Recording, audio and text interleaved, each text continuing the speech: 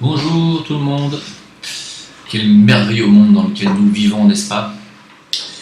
Euh, Bon, j'espère que vous n'êtes pas à table, parce que ce que je vais vous dire dans cette vidéo risque au mieux de vous passer largement au-dessus de la tête, comme la majorité des gens, puisque beaucoup de gens font la politique de l'autruche sur ce sujet qui me paraît plus que majeur, qui me paraît au cœur même du problème actuel, à savoir la domination du satanisme dans le monde politique et dans l'élite qui dirige le monde actuellement. Et les gens ne se réveillent pas à cette réalité, ne veulent pas l'entendre. Et c'est une vidéo qui, au pire, bien entendu, va vous générer peut-être des nausées. Hein. Donc, sachez-le, ça va pas être très très très marrant. Alors, il y en a beaucoup d'entre vous qui sont déjà réveillés à cette réalité. Nous vivons dans un monde où, tout en haut de la pyramide, là-haut, et je ne parle pas de la mienne qui est derrière moi, et à chaque fois on me dit « mais t'as une pyramide, t'es donc fatalement franc-maçon ». Je suis ni franc-maçon, ni architecte, ni gynécologue. J'aime les pyramides depuis que je suis très jeune. J'ai toujours été fasciné par l'architecture des pyramides et du nombre d'or. Et cette pyramide, d'ailleurs, entre parenthèses, vous avez vu qu'il y a des chercheurs des scientifiques viennent de découvrir qu'elle concentrait dans certaines zones internes des quantités considérables d'énergie électromagnétique. Voilà, ce que nous on dit depuis des décennies.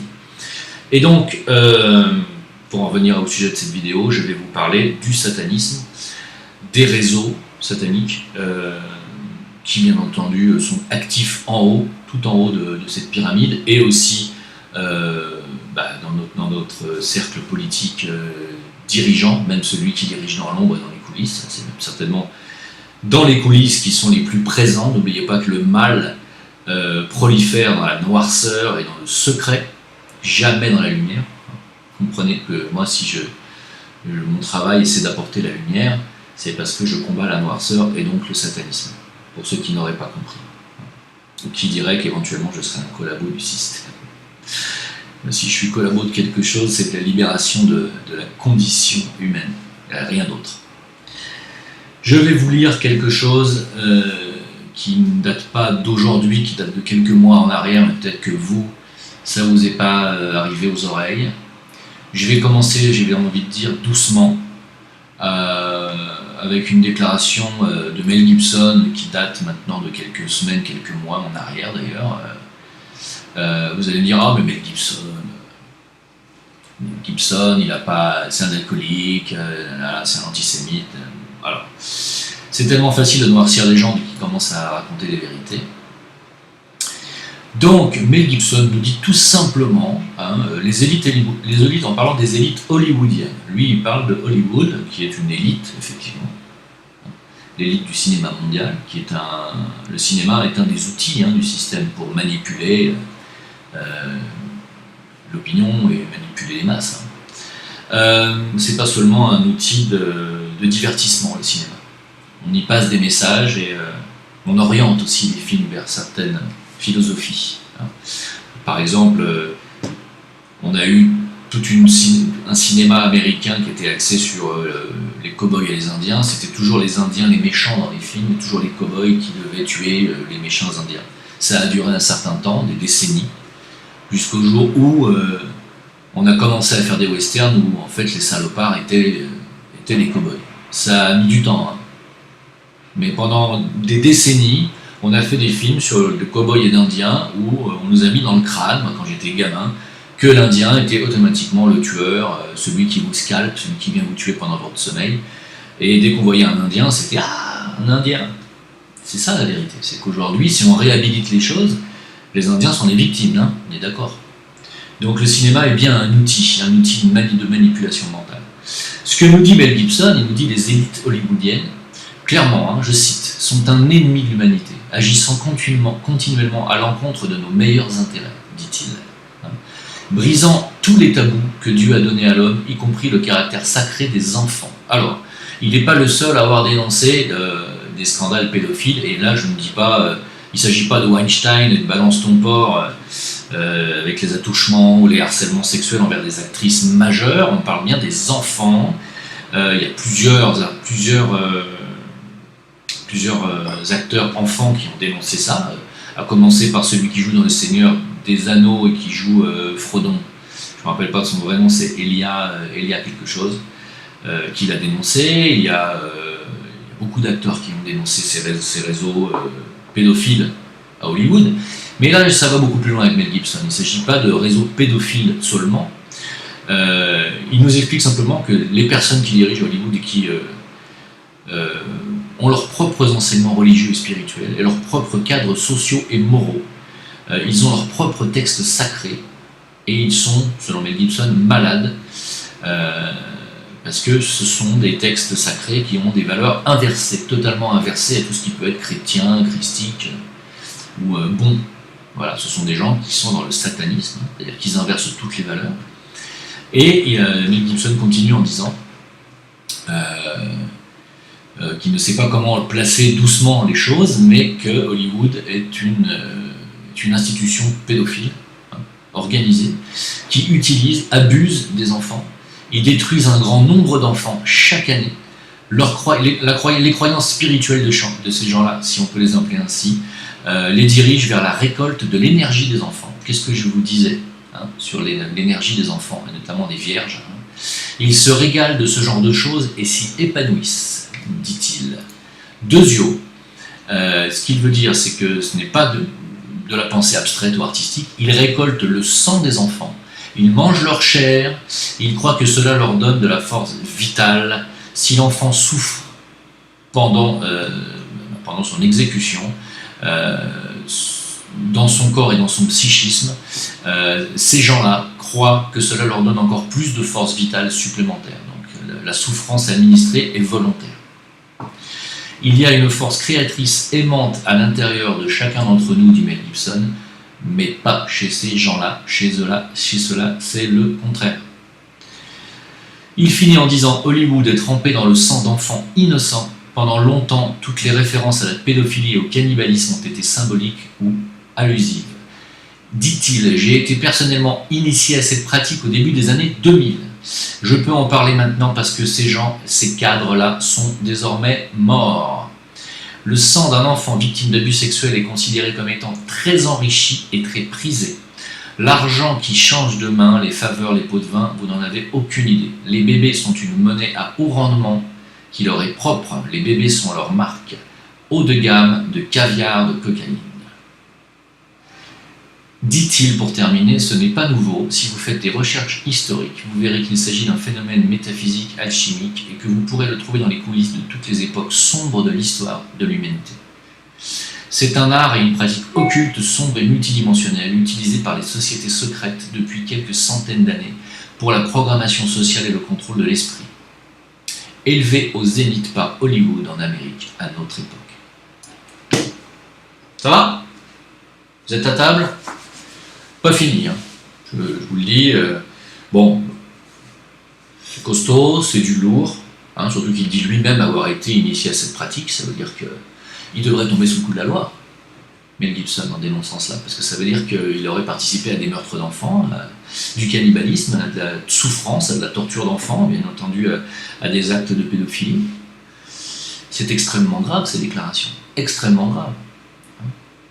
Alors je vais vous laisser parler à un jeune homme. Vous n'aurez pas de vidéo parce qu'il ne sait pas filmer lui-même. C'est un témoignage poignant qu'on m'a envoyé 4 ou 5 fois sur mon Facebook, qui travaille donc pour une organisation qui ferait apparemment démantellerait les réseaux pédophiles en Afrique. Je vais vous le laisser parler quelques minutes et puis on se retrouve après. Quand j'étais militaire, quand j'étais, on va dire un peu dans le 3e RIMA, mais surtout quand je suis parti du RIMA dans la Légion. J'en ai vécu des situations où on a démonté des réseaux pédophiles. Je vais en citer quelques-uns. Quand je suis parti au Rwanda, c'était pire que tout. Vous imaginez même pas. Vous imaginez pas les réseaux pédophiles qu'il y a et les meurtres qui sont faits. Les meurtres qui sont faits pour créer des réseaux d'organes, de vente d'organes. Je sais pas comment je vais réussir à vous dire tout ça. Je pète un plomb.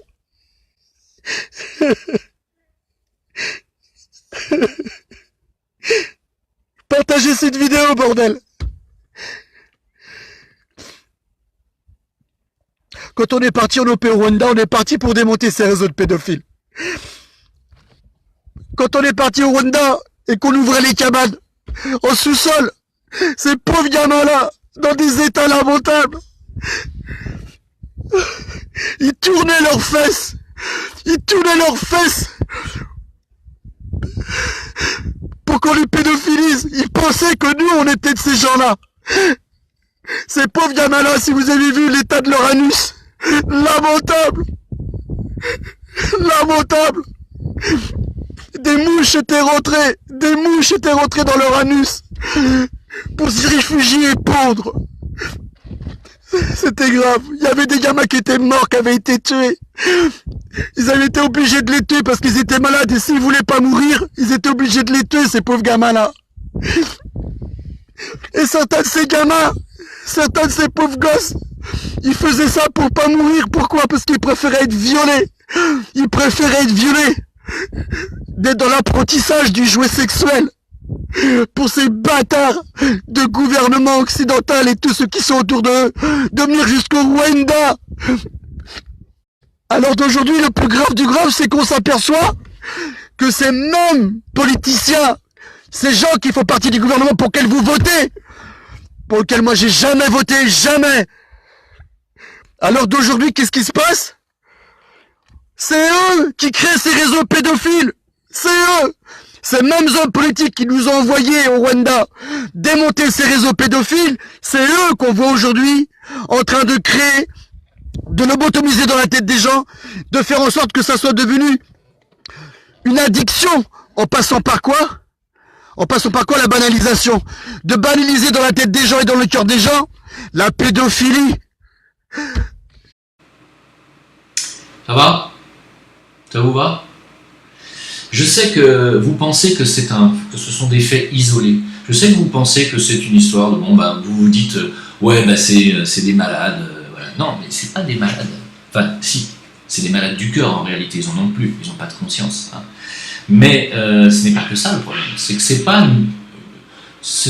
sont pas des actes. C'est pas une poignée de personnes. Ce sont des réseaux. Il faut que vous compreniez bien que les gamins qui disparaissent en France, il y en a 14 000 officiels qui disparaissent chaque année. 14 000. C'est pas 2-3 gosses qui disparaissent, c'est des centaines. Et ces centaines d'enfants-là sont vendus en réseau, y compris des bébés. Il y a du trafic de bébés. Pourquoi est-ce que vous croyez qu'on fait venir des migrants qui sont fertiles et qui font 10 gosses par famille?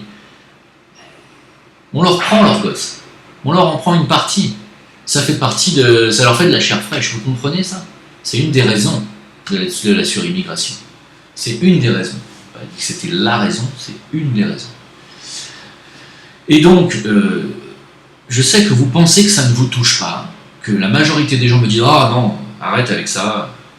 Mais ces gens-là ne s'amusent pas seulement à ça. Ces gens-là sont dans notre monde politique, parmi nos médias, parmi nos artistes, et ceux que vous connaissez, ceux pour qui vous votez. Qui n'a jamais vu un film de Mel Gibson? Bon, il vient d'admettre lui-même qu'il l'a fait. Vous comprenez ça? Vous comprenez que les gens qui dirigent tout en haut, là, sont des gens qui font ça en permanence, qui se nourrissent de ça? Quand je vous ai dit que les forces sombres, les forces matérialistes, se nourrissent de nos énergies, des chakras qui sont en dessous du diaphragme, hein, c'est-à-dire le centre sacré notamment et le chakra de la base, n'oubliez pas que ces deux chakras-là sont le centre de la peur et des désirs sexuels. Ils se nourrissent de nos peurs et de nos désirs sexuels. C'est pour ça qu'ils sexualisent à tout va les enfants, les adolescents, la télévision, le cinéma, que tout est hypersexué, que grâce à Internet, on a accès à tous les trucs de cul possibles et inimaginables qui deviennent pratiquement normaux maintenant, c'est la norme, et que cette sexualisation de la société leur permet à eux de se nourrir de nos énergies. Mais pour l'élite cachée, ils se contentent pas de ça, ils se nourrissent carrément de la vitalité de leurs victimes. C'est-à-dire, n'oubliez pas que le sang est la contrepartie de l'énergie vitale, je l'ai déjà dit. Hein. Ils boivent le sang, ils mangent la chair, ils font des sacrifices humains et pas animaux. Pas seulement, ils en font sûrement, hein. Mais Katy Perry l'a dit, elle y a assisté. C'est ça que vous entretenez quand vous regardez The Voice, quand vous regardez American Got Talent ou je ne sais quoi, c'est ça que vous cautionnez. Ce sont ces gens-là qui vous donnent du pouvoir aussi, et du pouvoir financier notamment, parce que vous les regardez, donc ça leur fait des vues, donc ça leur fait de la thune. Vous comprenez ça? Vous comprenez qu'en votant pour des gens qui sont mis en place par cette élite-là, vous votez pour des gens qui sont aussi dans ces réseaux-là. Que la petite Maëlys qui a disparu, qui a été prise en défense par l'avocat Jakubowicz qui travaille pour la LICRA, que la petite Maëlys, elle a fini dans un réseau. Vous comprenez ça? Alors, j'ai pas de preuve de ce que je dis, mais j'en suis quasiment certain, 99%. Hein? Que les gens comme Marc Dutroux sont des gens qui ne sont pas des mangeurs d'enfants eux-mêmes, mais ce sont des rabatteurs. Le mec qu'on a accusé d'avoir tué Maëlys, c'est un rabatteur d'enfants, pour le réseau. Et donc, ce ne sont pas seulement quelques personnes timbrées, c'est tout le réseau, c'est toute l'élite, tout ce qu'il y a au-dessus de vous, tout ce qu'il y a au-dessus des banques, tout ce qui est au-dessus des politiques, tout ce qui est au-dessus de la justice, tous ceux qui dirigent ce qu'on appelle l'État profond, tous ces gens-là, et il n'y a pas qu'aux États-Unis, dans tout le monde entier, occidental notamment, ils sont là partout, ils placent leurs pions et leurs idéologies inversées, nauséabondes, partout, en nous faisant passer, nous, pour des ringards, des complotistes, des anti-progressistes, etc.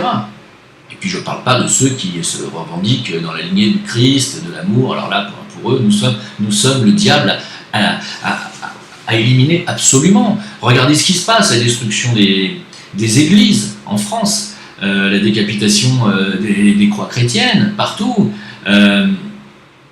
C'est une véritable guerre d'une élite satanique contre la chrétienté et contre tout ce qui pourrait être lumineux de près ou de loin, y compris ce qu'il y a de lumineux dans l'islam. Hein? Comprenez bien ça. Hein? Alors quand je dis ils placent leurs pions partout, bon, est-ce que je dois parler d'Emmanuel Macron? Je ne sais pas. Cette affaire Benalla dont on parle tout le temps, Benalla c'est rien. C'est juste que Benalla, c'était peut-être très probablement le mec de Macron, encore que bon, c'est possible, sauf qu'on ne sait pas ce que Benalla faisait là, la vérité. Hein. On ne sait pas qui est ce mec, c'est vrai que ça pourrait, si c'était le mec de Macron, ou si ça avait été le mec à Macron, ou un de ces petits minets, ceci expliquerait cela. Hein. Ceci dit, moi ce que je retiens dans l'histoire Benalla, c'est que Benalla, il a recruté Macao. Macao, c'était le garde du corps de Macron. Macron disait sur Macao, le mec, chose du 52, ça laisse rêveur pour le reste. Bon, ça, vous pouvez trouver cette citation de Macron sur Internet. Mais ce qui m'inquiète, c'est pas ça, moi. Ce qui m'inquiète, c'est que Macao, il joue à la PlayStation avec Jawad, le logeur de Daesh qui a tué les 130 personnes du Bataclan. Ça vous dérange pas, vous? Ça vous dérange pas? Déjà que Jawad ait été relaxé, déjà, ça vous a pas dérangé. Ça dérange les familles des victimes, je tiens à vous le dire. Hein. Ça les a considérablement dérangés. Hein. Un mec qui a logé 2 jours avant leur massacre des gens de Daesh qui ont tué 130 personnes, y compris des femmes enceintes, hein, un mec qui loge ces gens-là 2 jours avant a été relaxé par la justice française.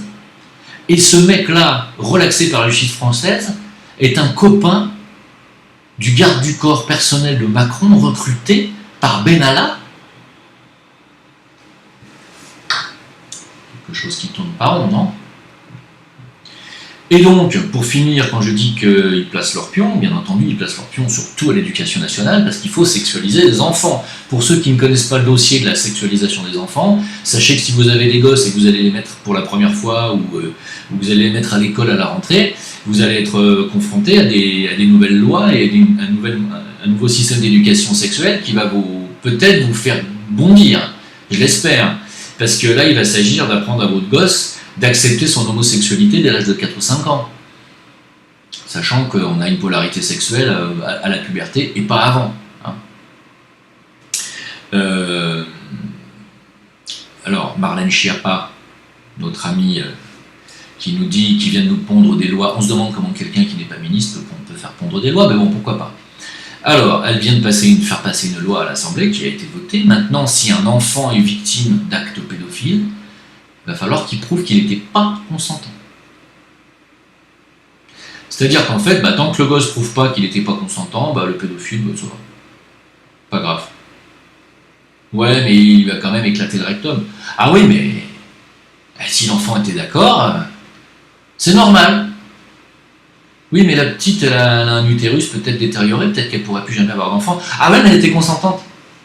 Elle a 6 ans. Ah ouais, il faut qu'elle prouve qu'elle n'était pas d'accord.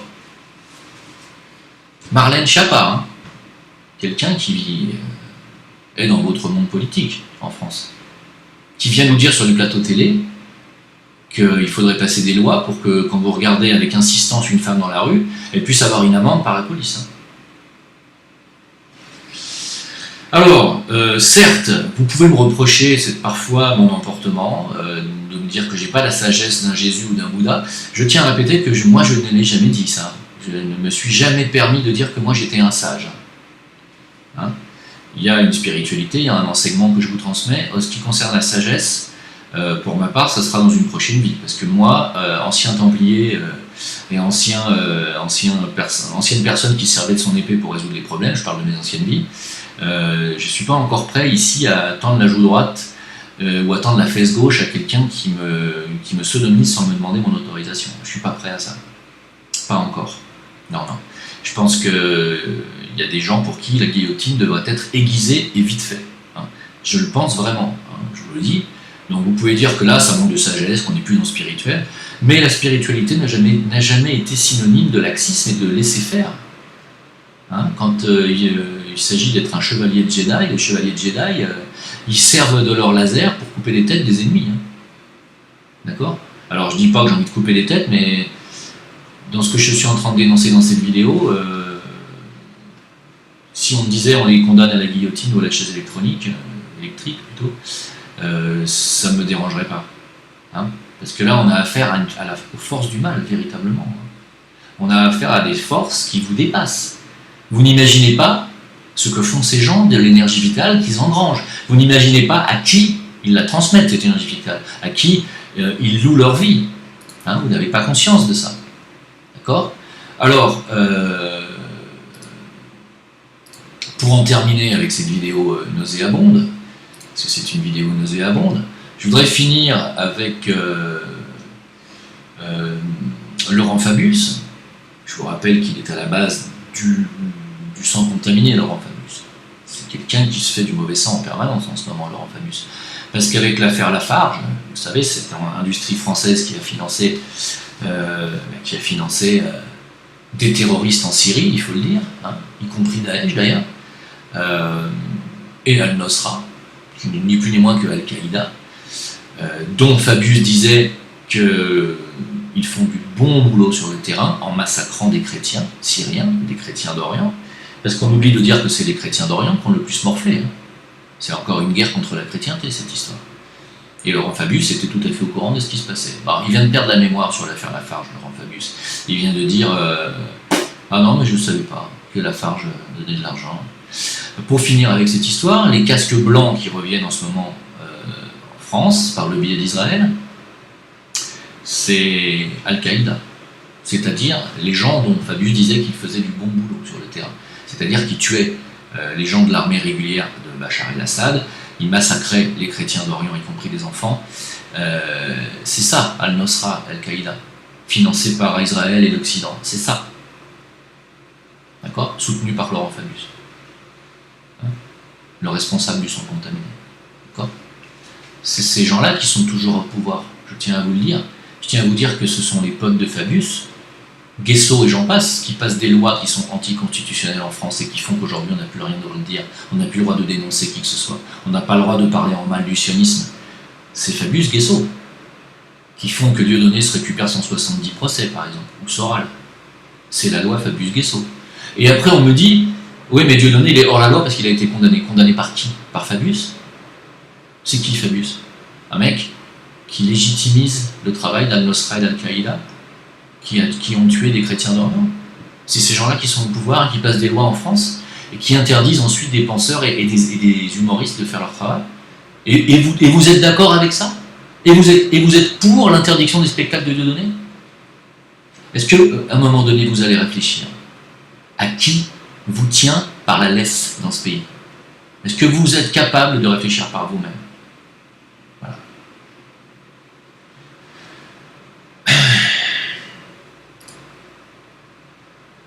Tommy Robinson a été libéré, pour finir avec ça. Tommy Robinson, c'est un journaliste indépendant anglais qui a dénoncé les réseaux sataniques pédophiles pakistanais en Angleterre qui ont pendant 40 ans violé des enfants et des femmes qui viennent de se faire démanteler dans tout un village anglais. Pendant 40 ans, ils ont violé des femmes et des enfants, un gang pakistanais. Tommy Robinson voulait couvrir l'information, voulait donner des infos, il a été arrêté il y a quelques mois en arrière pour que justement il ne puisse pas parler des réseaux pédophiles organisés en Angleterre. Il vient d'être libéré parce que bon, on ne peut quand même pas enfermer les gens sans raison comme ça. Et j'attends plus d'informations sur lui. Je pense que pour l'instant il ne dit rien, je pense qu'il est tenu au silence. Hein. Mais je tiens à dire que les réseaux pédophiles sont extrêmement organisés, extrêmement couverts en haut lieu, vous pouvez le voir avec le cas de Tommy Robinson, et qu'en France évidemment c'est pire que tout. J'espère que vous n'étiez pas à table. Je comprends pour ceux qui vont s'offusquer de cette vidéo ou vont me dire que je ne suis pas dans la spiritualité, vous vous trompez. Être dans la spiritualité, c'est également regarder en face les problèmes du monde, les affronter et trouver des solutions pour les combattre par la lumière. La lumière commence par être informée, et l'information est la première des choses qui, pour moi, devrait être généralisée. Tout le monde devrait avoir accès à cette information. Voilà, je vous laisse avec cette citation de Martin Luther King que je mettrai désormais à chaque fin de mes vidéos. Parce que ne rien dire quand on sait, c'est être complice. Voilà. Jim Leveilleur sur VK, sur Facebook, sur Discord. Je m'excuse pour hier, j'étais sur le live sur Saber Solo, pour ceux qui m'ont attendu sur Discord, des grandes excuses. Et sur rien, c'est tout ce que j'avais à dire. Merci pour vos tips, pour ceux qui m'ont tipé, qui m'ont envoyé des dons. Un grand merci. Et puis, à bientôt et bonnes vacances. Hein, au revoir.